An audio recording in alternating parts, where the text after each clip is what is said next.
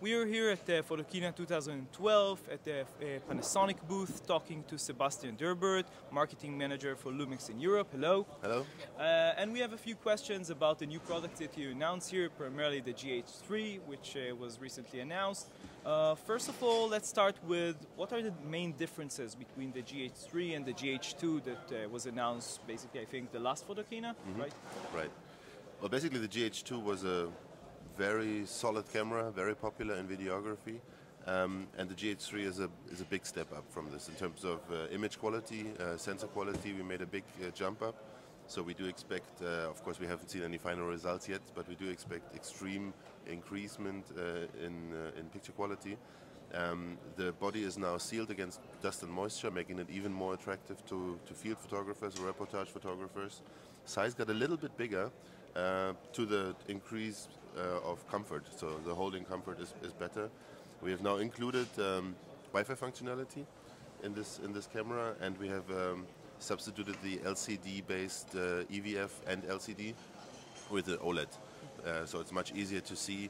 The touchscreen is more sensitive, and also in terms of accessories, as you can see here, we are now launching also a vertical battery grip for easier portrait shooting and of course extended battery life.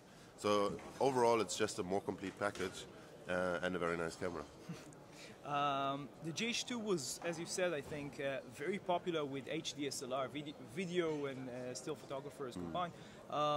What do you think were the main things that you have done basically in the GH2 that were in the sensor and maybe in the software that were primarily appealing to this type of audience, and what did you do in the GH3 which even improved that even further? Okay. Basically, personally, I was actually even a bit surprised about the success of the GH2 in the field of DSLM or system camera-based videography. But the feedback we received was extremely positive. So our focus system is extremely superior to others, very precise. Of course, the mirrorless system is just designed for basically or optimized for video shooting. There's no mirror in the way anymore, so the whole system is more in line with the needs of a videographer. On top of that, we have already in GH2 implemented some quite advanced codecs, video codecs, which we highly appreciated, and of course, last but not least, our lenses and the large sensor, in combination with the relatively affordable price compared to other systems, I think made the GH2 a huge success in that field. Okay, and the GH3 basically in terms of, specifically in terms of the sensor, I mean, it's a different sensor, right? It's a different sensor. Of course, it's also a different engine, which is mattering most in this sense. It made it a lot faster, allowing us to increase bit rates a lot more. So basically, we are now able to shoot not only AVC HD progressive, but also 72 megabits in MOV files, so huge bit rates, allowing especially professional photographers for really good image quality. Okay. We understand that the movie industry was at least somehow basically involved in the development of the GH3. Yeah. What can you say about this, and primarily what was the feedback that this industry gave you that helped you develop the GH3? Right. Well, of course, we learned then very quickly that the GH2 was very popular in professional video segments. So we approached professional videographers, such as Philip Bloom, for example, and others, and we interviewed them, and we basically made a camera for them by really listening to them, what kind of codecs do you really need, what's the broadcast need, what's the bitrate, what's the container format. So all those are hidden basically inside the camera, not so much visible to the outside. But of course also accessories like the vertical grip, button layouts optimized, viewfinder quality optimized. All those are basically results which derived from interviews with professional photographers and videographers. Okay. The sensor, coming back to the sensor again, the sensor of the GH2 was a multi-aspect ratio sensor. Right. This one isn't, right? Right. Why is the difference? I received the question a lot, but apparently the drop of the multi-aspect ratio allowed a big increase in terms of image quality. Oh, okay. Still to be seen.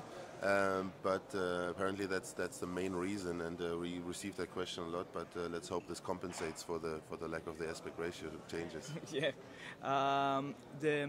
Basically the GH3 appeals both to videographers and to still photographers. Right.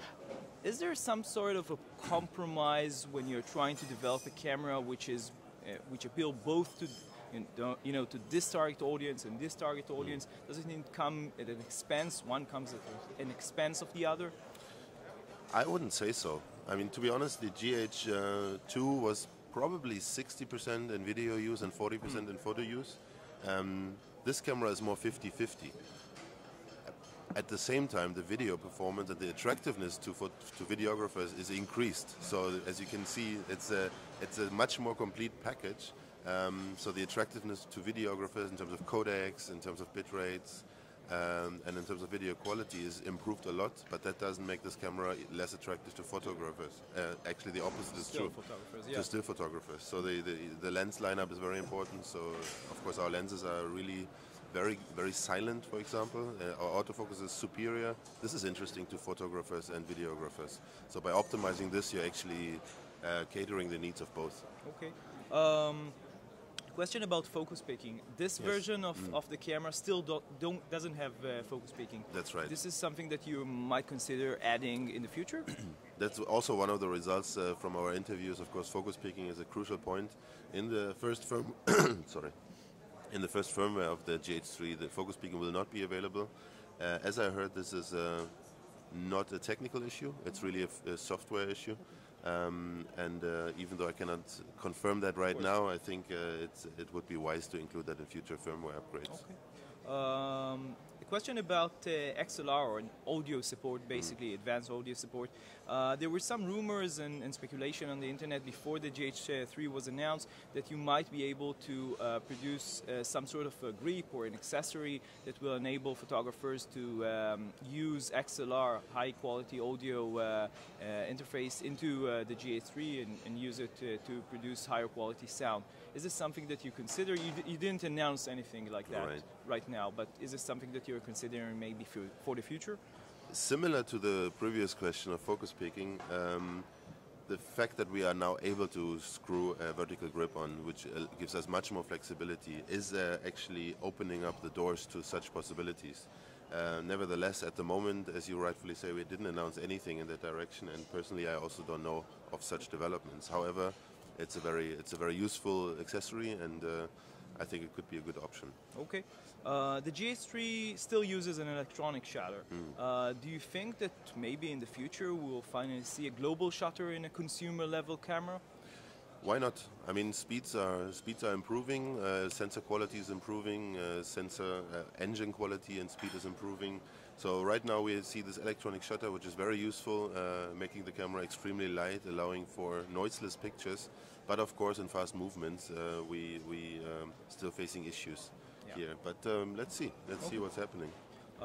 And do you think that this will basically eventually, if a global shutter will be introduced, will lead to a camera which is fully electronic instead of something which is at least partially mechanical, like most of the cameras that we basically still have, which are at least a relic of the more analog area of photography? Yeah, I mean, Lumix G is very consequent when it comes to digitalizing. You know, we basically redesigned the Lumix G system more or less from scratch, you know, cutting off all the ties from old times, analog times. We didn't have a lens system, so that's why we dropped mirror boxes and OVF. But we didn't drop the shutter due to the fact that the global shutters are not good enough at the moment, but also I think some photographic applications still require a curtain-based shutter at the moment. I'm not a photo engineer, so maybe that can be overcome electronically. But basically it's about controlling light. So the lens will always be there. That's a relic from analog times. We can optimize it for digital eras, but I think some aspects of the camera will remain. Okay. Going to lenses, basically, you introduced here at Photokina the new 35 to 100 millimeter f2.8, and you also showcase two prototypes. I think the 150 millimeter f2.8 and the 42.5 millimeter f1.2. Right. When are these two lenses going to come into the market? And basically, the 35 millimeter to 100, did you announce the pricing for that? The 35 to 100 lens should be, of course, above 1,000 euro, but compared to the 70 to 200 equivalent of SLR cameras, this is really a bargain without the lack of image quality. So this is, of course, showcasing our quality. This is also one of the reasons why we are launching exactly those focal lengths. You know, the very famous lenses 70-200, 24-70, and now the prototype lens which you mentioned, the 85. Those are all very famous lenses, and we are actually meeting the current available lenses in terms of brightness, f-stops, or are even better. I think there's no 85, or there's an 85 1.2, yeah, but it's very expensive. Very expensive. So we're actually really positioning our lenses in that high quality range to really have people understand that just because our lenses are small, they are surely not inferior, and a really interesting offer to consumers. The two prototypes are going to come into the market next year, or you can say right now? We do expect them to come next year, but I cannot comment on any concrete launch timing. It's really too early. Yeah. What else is expected in terms of lenses? I mean, are you going to concentrate on prime lenses right from now on, or maybe a combination between primes and zooms? Basically, I don't know the roadmap concretely, and I cannot talk about it, but looking at the lineup right now, I think it's very clear that we are meeting the full frame and the high quality DSLR competition with our offerings. So we're really meeting them in terms of prime lenses, high quality Leica lenses, and also the high quality X lenses when it comes to zoom. As you rightfully mentioned, we are a little bit still under development in the development phase of affordable zoom lens affordable zoom lenses. Not everyone wants to buy a 1,200 euro lens, even though it's well worth it. But I think in this area we still need to develop. Okay. In general, there are a lot of new manufacturers who are coming to the market with Micro Four Thirds lenses. Now, on the one hand, it's very good for the platform, for the Micro Four Thirds platform. On the other hand, it somehow eats at your revenues, I mean, in terms of your own manufacturing and selling of lenses. How do you see this? Basically, it makes me fully happy. Yeah. So Lumix G, as the basically inventor of that category, the DSLM, in that sense, is very advanced, both in terms of body design technology, but also in terms of lens lineup. As you know, we have the widest lens lineup, and at the moment we're benefiting more than we are sacrificing. So it makes, as you said, the system more attractive. If, for example, the focal length very bright lenses are available, which are not currently in our lineup. But of course, we are also selling to other manufacturers our lenses. So I think in total we're more benefiting than we are sacrificing revenues. Okay. As I said before, I think the final version of the firmware is not ready. The camera itself will be on the market when? We do expect it to be in the shops before Christmas, so beginning of December. Ready for Christmas shopping. Pricing was announced? We are looking for a body price of 1,100 euro. So that's very attractive for this setup, but of course this is still subject to change, but please look into that range. Okay. What about, we talked about wireless, you mentioned it I think at the beginning. The GH3 has the Wi-Fi connection. What can you do with the Wi-Fi with this camera? Right. At the moment, we have developed an Android-based and iOS-based Lumix Link application. This is basically part of our strategy to take the Wi-Fi functionality to the device where it belongs to. So basically, we have outsourced the application to a suitable device, which is a connected device like a phone or a tablet. And with that device, at the moment, the functionalities that are there, also for the GH3, is 7 applications, including auto GPS. So we don't need to have a GPS function in the camera anymore because the phone has it. We can auto transfer pictures to all sorts of devices. We can, of course, remotely shoot, control the camera, and browse the pictures. It's very nice to do that on a big tablet rather than on a 3-inch display. and many more functions. Okay. In terms of basically transferring images to a computer, is this something that you can do with the application? I mean, can you choose an image and send it to a computer directly, or through? I mean, how does it work? There are two ways. Basically, we have, as I mentioned, this auto transfer function. This function is basically designed for a resting camera to back up the data to a hard drive. That can be done to a Blu-ray recorder for the consumer field or to a PC for the more professional field. But also, new to the GH3 is the functionality of auto transfer during shooting. So basically now professionals can shoot pictures, and at the same time the pictures are transferred on the computer, transferred to a tablet or to a PC, for the assistant basically to assess quality and see, okay, if lighting is correct or if he can make instant adjustments. Is it real time? Well, it's real time transfer, but of course pictures, especially when you're shooting in RAW, are huge. So at the moment we're looking at 20 to 30 seconds per picture, which is still good and still better than always transferring the pictures via SD card, but it still takes time. It's just technical limitations with Wi-Fi. Okay. You mentioned applications. Basically, you're still using your own operating system, as you might call it, on the GH3. You didn't choose Android like maybe Nikon or Samsung did. Is it something that you're thinking about, and why did you choose your operating system instead of an open platform like they did? It's a good question, actually, and at the moment we see different strategies in the market, and I think the market needs to consolidate and understand what's the best system. Basically what Panasonic has done is we understood that there are certain devices which are designed for certain tasks. So, for example, a mobile phone is really well connected, it has a big well-functioned screen, and it has the apps on there. So personally, I don't know, the system is still settling down, but I personally really like the way Panasonic is doing it right now by leaving the camera, but forming a very close connection to a connected device such as an iPad.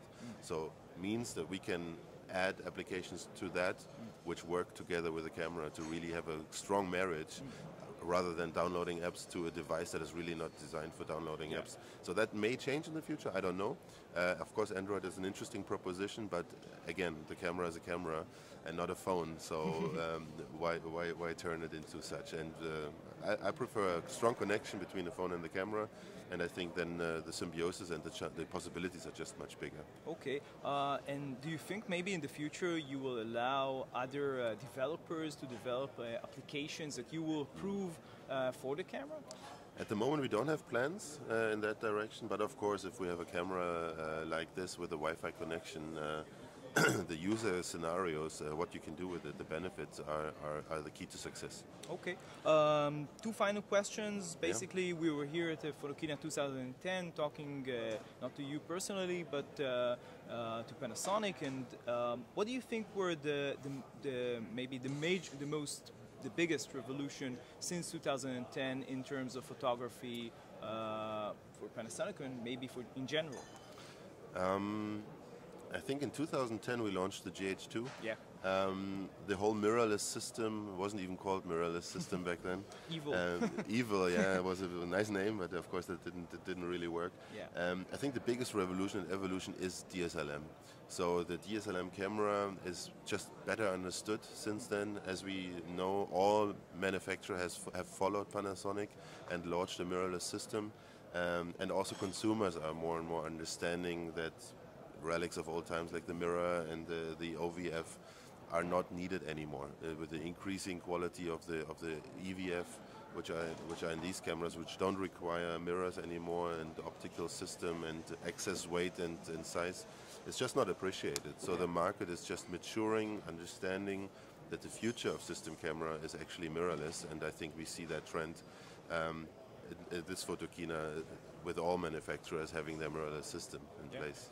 And if a follow-up question, what do you think might be, the next revolution in photography, maybe for the next 2 years? Revolution. Yeah. But I strongly believe that the trend of DSLM is not finished. We are still at an early stage. The system camera market is still dominated by the traditional, normal, old analog style DSLR cameras. So that market shift is still ongoing. Of course, the speed of change will be increasing, and maybe if we're lucky, in 2 years we see no new introduction of DSLR cameras anymore, but everything will be mirrorless, and the market is slowly shifting. So the shift from record to MP3, for example. Okay, thank you very much. Thank you.